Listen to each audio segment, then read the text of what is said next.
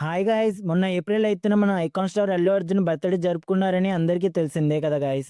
కానీ ఇప్పుడు దీని మీద ఒక చిన్న కాంట్రోవర్సీ అయితే జరుగుతుంది. అదేంటి అంటే మన టీఎఫ్ఐ సూపర్ స్టార్స్ ఒకరినొకరు ఎంత స్నేహంగా ఉంటారు అని అందరికీ తెలిసిందే. కానీ మొన్న ఏప్రిల్ 8న మన అల్లు అర్జున్ గారి బర్త్‌డే రోజు కేవలం మన జూనియర్ ఎన్టీఆర్ తప్ప ఎవరు ఆయనకి బర్త్‌డే విష్ కూడా చెప్పకపోవడం అందరిని ఆశ్చర్యానికి గురి చేసింది.